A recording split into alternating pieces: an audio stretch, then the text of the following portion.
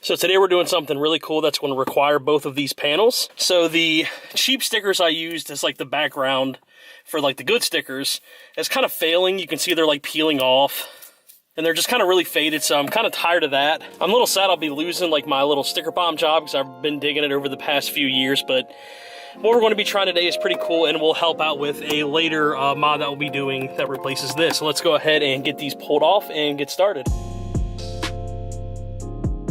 So the first step to what I'm planning on doing is we need to remove the sticker bomb, if you will, which is literally just a bunch of really cheap stickers from a pack on Amazon covered with like decent stickers. Like what I actually did was I plasti dipped these first. So in theory, I should be able to peel off the dip and then also take off the sticker layer. So we got the dip layer there and then like the actual sticker layer.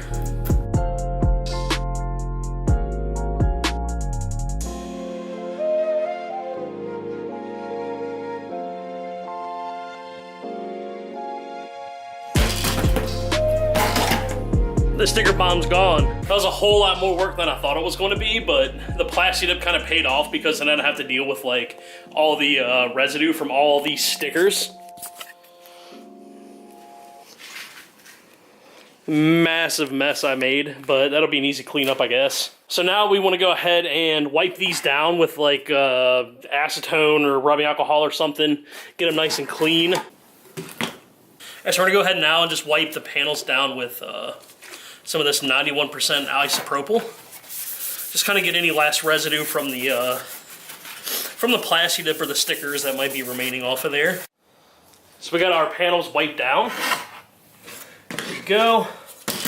Bada bing, bada boom. Got a little extra plasti dip here on the side we want to get rid of. Kind of the whole reason behind why I'm doing this was this piece here. I ordered this originally to install 2 gauges in the car, an oil pressure and oil temp gauge, but it came cracked. I actually intended on mailing this back, but I just never did. So I went ahead and epoxied the crack and filled that in really well. It didn't crack all the way through, so I'm not too worried about it. So now we're going to go ahead and flock all 3 of these. I thought it'd be weird if I just had like one thing in the entire interior flocked, so I figured if I do all of this, then maybe it'll kind of look okay. So here's a box full of stuff that we're going to be using to get this whole flocking process completed. This is the glue we're going to be using. We got brushes to apply the glue. Then in the box we got a bunch of the suede flocking material. Way more than we'll need. And this little applicator which you fill about halfway. Fill this about halfway with that flocking material. You put it back together and kind of give it a little quick, you know, that kind. From my understanding, this glue has a really, really quick set time, so we want to apply this really, really fast and then get right onto the flocking process. So before I even crack the can, I'm going to go ahead and fill up our little mini flocker tube. That way we're ready to go as soon as we get the glue on.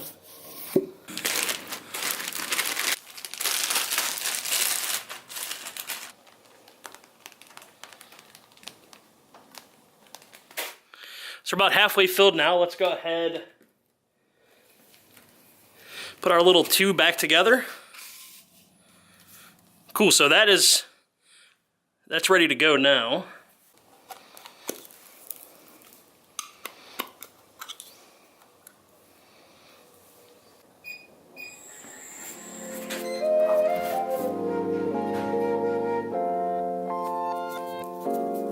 Here's what you should do though. Why don't you put your sick ass backpack down real quick? Yeah. Pick up one of these even fucking cooler paintbrushes here.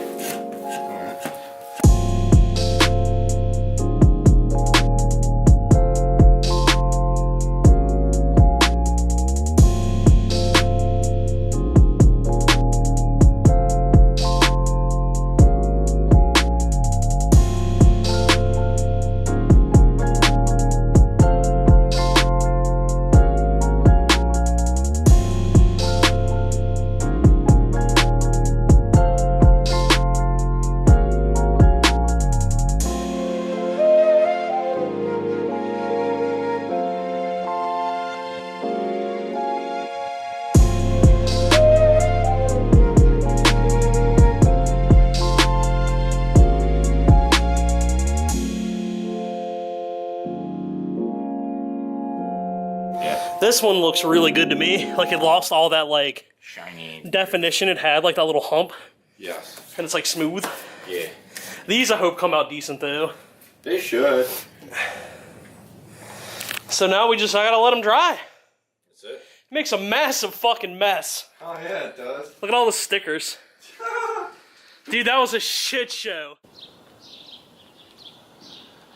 So it's the next day and the panels have been able to dry for about 10 to 15 hours and they turned out really, really good. Nice and suede-y.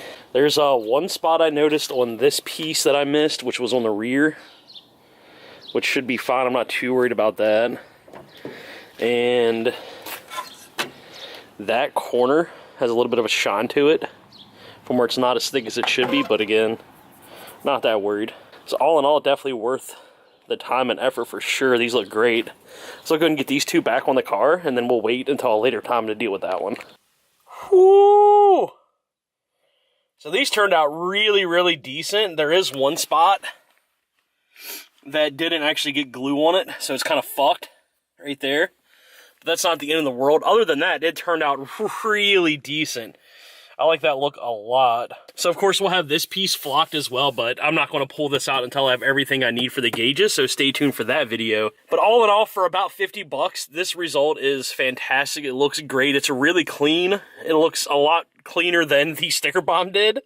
Definitely not as rice. So yeah, there you go. That's how you would flock interior components, like your dash or your trim pieces, whatever it may be. If it's plastic, in theory, you can flock it. I'll leave links down in the description to everything I use in this video. That way, if you want to go about this project as well, you'll have everything you'll need right there. As always, I thank each and every single one of you for watching. And if you'd like to subscribe for more media content such as this, please do and take care.